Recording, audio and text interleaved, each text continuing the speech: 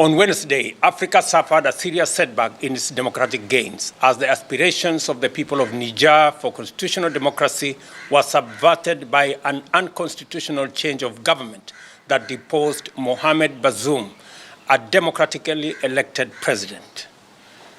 The Republic of Kenya joins the rest of the world to condemn in the strongest terms this unconstitutional act that subverts democracy through a coup d'etat and calls for the immediate release of President Mohamed Bazoum, who is reportedly seized by members of the Presidential Guard.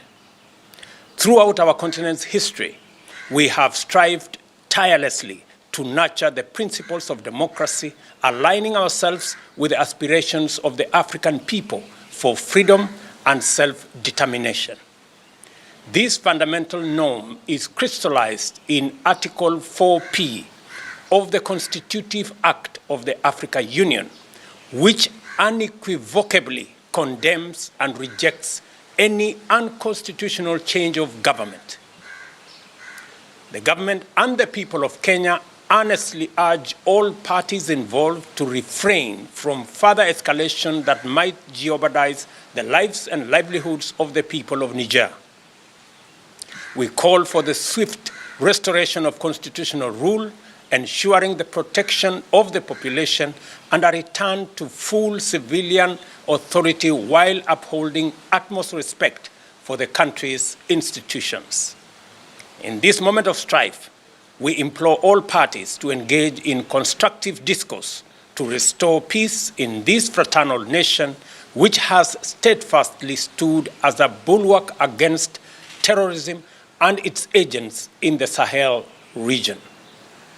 The resurgence of military coups and attempts to subvert the will of the people on our beloved continent demands a united and global response to hold those responsible accountable for their actions. Let us stand together as one to reaffirm our commitment to democracy, liberty, and the progress we have achieved. We must remain vigilant, guarding against any slide back into dark days that threaten the hard-fought gains in democracy. Kenya is willing to assist in resolving the conflict under the auspices of the African Union, should it be deemed appropriate.